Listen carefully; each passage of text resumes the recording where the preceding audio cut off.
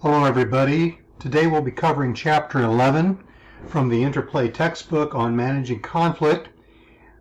As you're looking through this and you're preparing for class over this chapter, I have posted a video clip.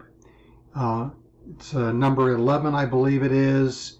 BuzzFeed Managing Conflict. There's a reference to it on page 331 in the textbook. If you would use those three questions and answer those three questions in relationship to the clip, and we will talk about that in our next class. All right, so we begin today talking about conflict. And the first thing we want to cover is how do we manage, or what is conflict in and of itself? This is the definition from the textbook on what conflict is. Conflict is an expressed struggle between at least two interdependent parties who perceive incompatible goals, scarce resources, and interdependence from the other party in achieving their goals. So again, we talk about is an expressed struggle, and that's really the concept here is that conflict does not exist until it is expressed, even if that conflict is nonverbal. So until it is expressed between two individuals, it does not exist. The second thing the definition points out is interdependence. It gives us the notion that the people in the conflict have some kind of shared goal, shared outlook, shared relationships. It's a relationship that they have with each other that's important. The third thing it talks about is perceived incompatible goals. Refers to the situation where that seems as if the goals of those involved are not mutually exclusive, even when that is not the case. It also looks at perception of scarce resources. And it also inevitably addresses the fact that conflicts are bound to happen. If the challenge is how to handle those conflicts effectively in our relationships. And again, as we talk about conflict, we have to realize that conflict happens in almost any context.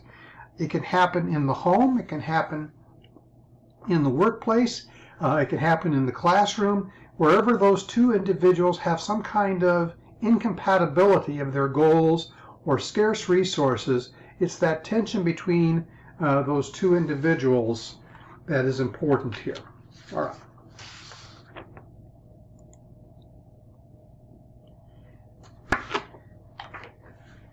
Now, even though the definition expresses the idea that conflict is not there until it is expressed, there are phases of conflict. The first phase of conflict is called the latent conflict. And by the way, this is not in your text. Latent conflict is the underlying conditions are present that could cause conflict. I liken these to the weather warnings we get from the weather station before a tropical storm or before some kind of major storm. It says conditions are likely, right? So latent conflict means that the conditions are likely that some kind of conflict is going to take place. So for example, if you were supposed to take out the trash and you didn't take out the trash, chances are there's going to be some kind of conflict over that. The situation is inevitable in that particular situation. The second phase of conflict is perceived conflict. And this is when one or both parties become aware of the incompatibility of their goals. The third is felt conflict. And this is the emotional impact of the perceived conflict. And again, you may have some kind of emotional impact. You may be nervous or anxious, but that does not necessarily mean the other person shares that anxiety. And then the next phase is manifest conflict. This is when the conflict is communicated between the two individuals. And the last stage of conflict is conflict aftermath. This is what happens after the verbal altercation, the verbal conflict has taken place. This is the aftermath. How do things go out and process from there? And so this is why we talk about conflict and conflict resolution, because we want to make sure that the aftermath of the conflict is positive for both individuals.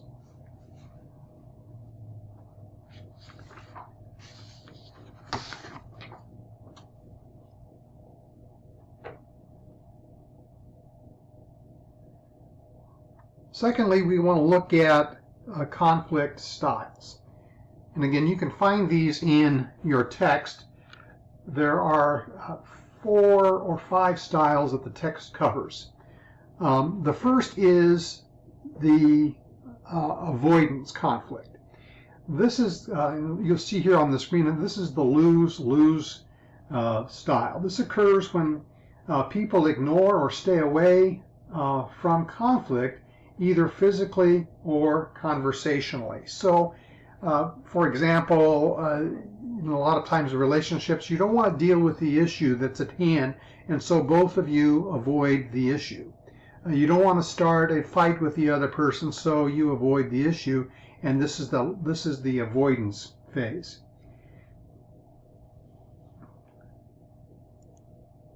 Second is accommodation.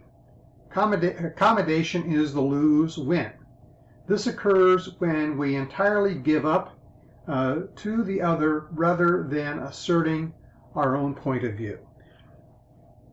And again, this is where you don't want to have the conflict, you don't want to deal with the issue, so you basically are saying, okay, have it your way, or we'll do it your way, without any kind of expression of what you think about the issue. You've resigned to the other party. So one person loses and one person wins. The third is the competition kind of conflict management. And this is the win-lose kind of situation. And one of the things the text makes a point of is to point out that we Americans are highly competitive. So this really becomes a way in which we one of the things that we like to, or one of the default mechanisms that we have in our conflict is competition. So it's a win-lose approach to conflict that involves high concern for self and low concern for others, and can result in aggression. Again, the text also mentions that in this in our kind of culture, this is more prevalent. There are 2 types of conflict. The first type of conflict is passive-aggressive conflict. This happens when a communicator expresses dissatisfaction in a disguised manner. And again, if you watch the clip on from BuzzFeed that I printed, it talks about the different ways in which passive-aggressive communication takes place. You don't want to directly confront the other person. You don't want to directly deal with the other person. So in indirect ways, you are causing conflict to happen. All right. Or you're addressing the conflict in your own way. The third is direct aggression. And direct aggression occurs when a person attacks the position and dignity of the receiver. One of the things that I talk about in Communication 1013 is I talk about verbal aggression and verbal assertiveness. Basically what verbal aggression is you're using your language, you're using your word, you're using your verbal and nonverbal skills in order to defeat the other person. When you look at logical fallacies, one of the logical fallacies is the ad hominem, where you attack the other individual. So that's really what verbal aggression is.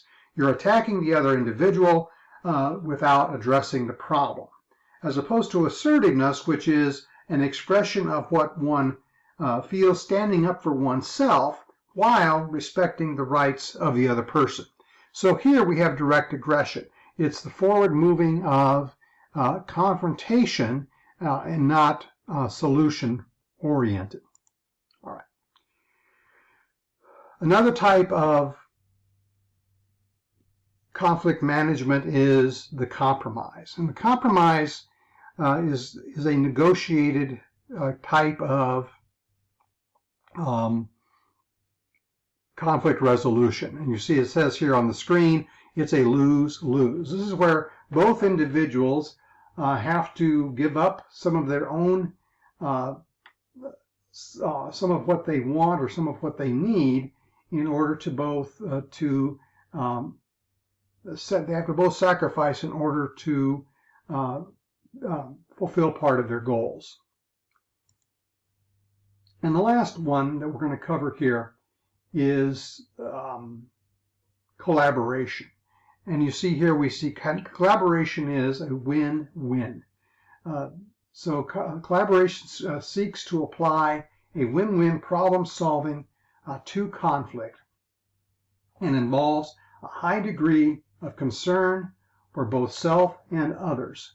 The goal is to find a solution that satisfies the needs of everybody involved. So this is really not win-lose and what I want, I'm going to win and you're going to lose, or you have to give up something and I have to give up something, but where you come to the fact where you both resolve the issue together. One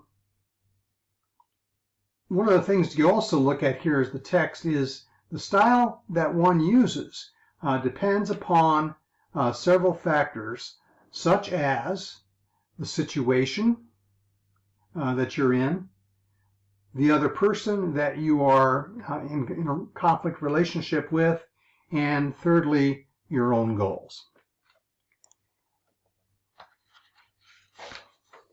As we go on, I want you to do a couple of things, and one of the things that this last part brings up is just exactly what is your conflict style. And borrowing from one of my favorite singers, Kenny Rogers' song, The Gambler, know when to hold them, know when to fold them, know when to walk away and when to run. I would ask you to think about this for a moment. What is your default setting when it comes to conflict? I think a lot of us, our default setting is kind of the fight or flight model, that we don't want to deal with conflict, so we do everything to avoid the conflict. So what I would like for you to do is, I missed my page here, is I'd like for you to do the,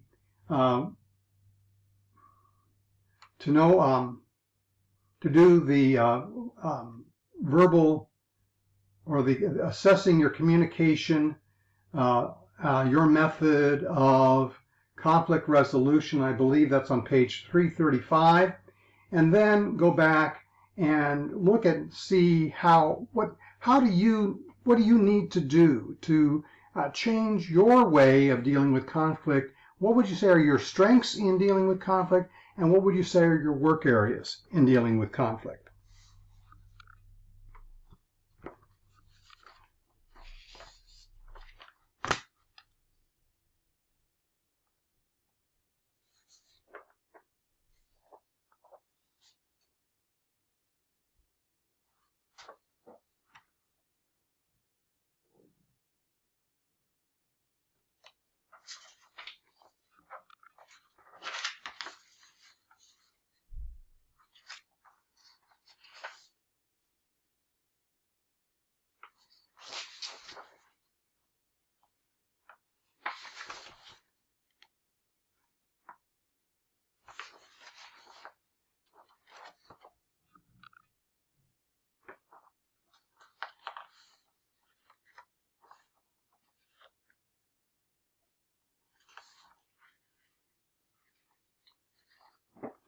All right.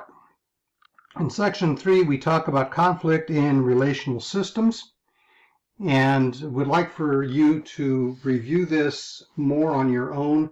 I'm just going to hit upon a few of the highlights here in this section. So conflict in relational systems, the first is the complementary versus Symmetrical conflict, if you'll remember when we talked about complementary relationships and we talked about symmetrical relationships, we mentioned that complementary relationships are those relationships in which the strengths of one individual make up for the weaknesses of the other, and symmetrical relationships are where both parties in a relationship have very similar styles, very similar ways of conflict or resolution. And so this is basically what we mean by complementary and symmetrical conflict. Complementary conflict is when the partners use different but mutually reinforcing behaviors, while symmetrical conflict styles is when both people use the same tactics. So for example, in a complementary relationship, one of the partners, again going back to the model of the fight or flight model I mentioned earlier, in the complementary relationship, one of the people may be more confrontational while the other may be more reserved. And so the other may want to avoid conflict, the other may want to do it. And again, in the symmetrical relationship, if both people avoid relationships, or if both people are gung-ho on conflict, then that also causes difficulties in the relationship. I want you to go through these and look at the various things and be aware of them, what they are, because some of these issues will be covered on the quiz as well as on the test.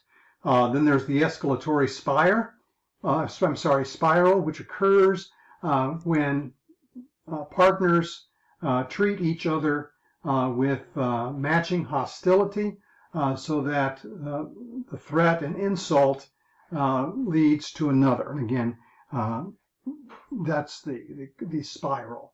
The other is de-escalatory spiral, is the result of participants withdraw from the other instead of facing their problems. So that's the de-escalating.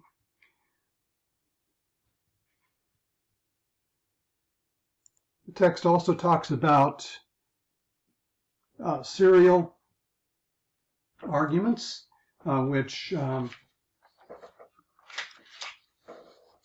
basically serial arguments are arguments that go back time and time again. Those are for example, if there's substance abuse in the relationship, or if there's infidelity in the relationship, these are the serial arguments, things that we go back over and over again. All right.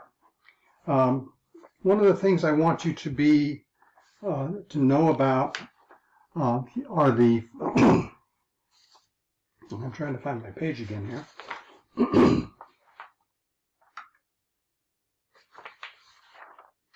Or what is entitled the toxic conflict, or the four horsemen of the apocalypse here in communication or in conflict management. So total toxic conflict, the four horsemen of the apocalypse, are the four destructive signs of conflict. The first is criticism, where you attack the other person's character.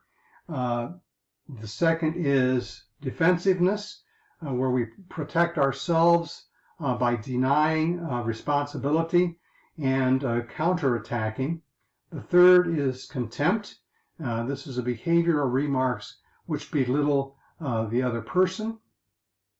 And then there's the stonewalling, which is the withdrawal from one person from the interaction, causing dialogue to shut down. So those are the four horsemen of toxic conflict. Conflict rituals are the things that we go through in conflict, so are usually unacknowledged but very real, and repeating patterns of interlocking behavior. So for example, you have an argument with your spouse or your significant other or your roommate, and one of you walks out and slams the door behind you and goes out for a while. Basically because you may not want to get any heated up about that, but that's a ritual. because every time you get into a conflict, then instead of resolving it, one of you walks away. Again, these are all things that work together in the conflict resolution. Well, all right.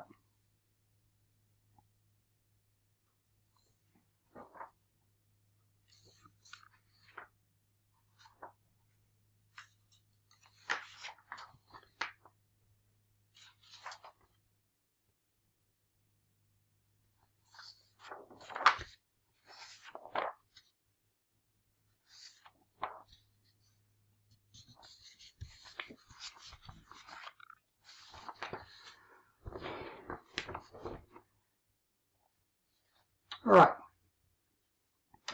In the fourth section, we talk about variables in conflict styles regarding gender. You should make yourself familiar with that as well as regarding culture. All right. Section 5, we talk about conflict management in practice, this is very important for you to know and be able to recall easily. This is basically the heart and core of how do we deal with conflict, or how do we overcome conflict in relationships. All right. So what is the conflict management in practice?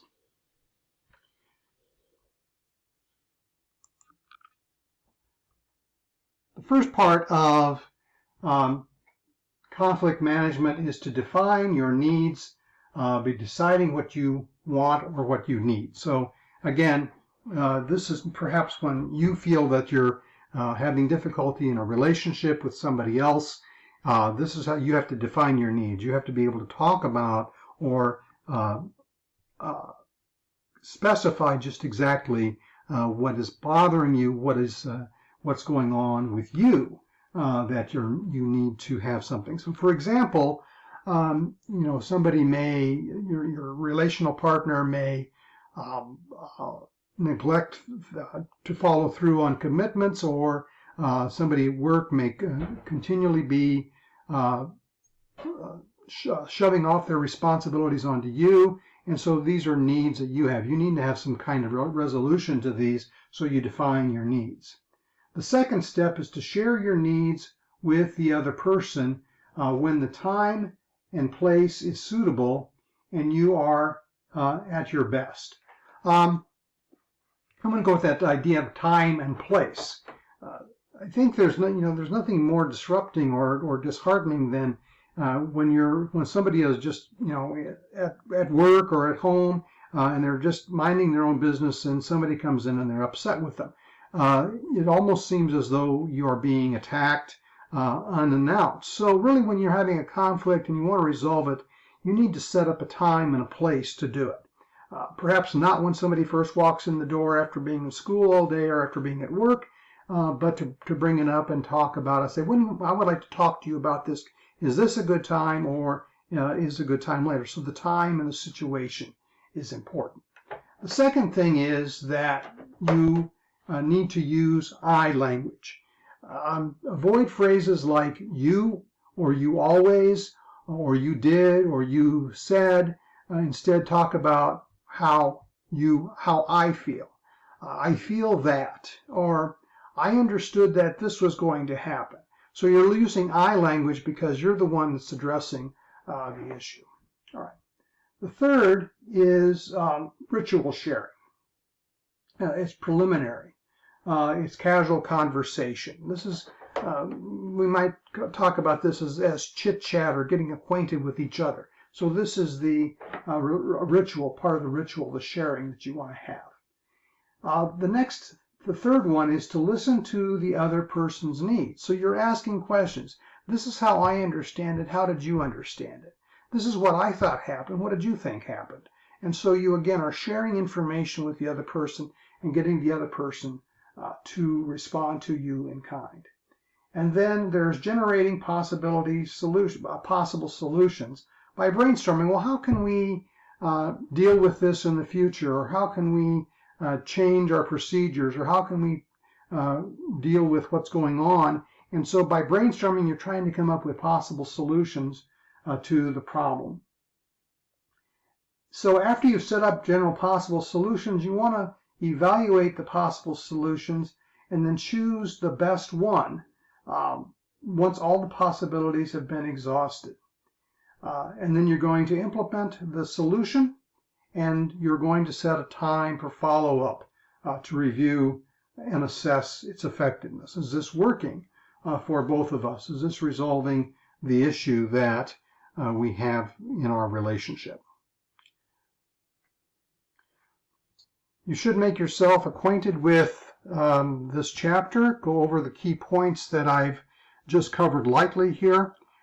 Be aware of what some of the key terms are in this chapter, and there will be a quiz over this chapter as well after our next class. All right, everybody, have a good afternoon.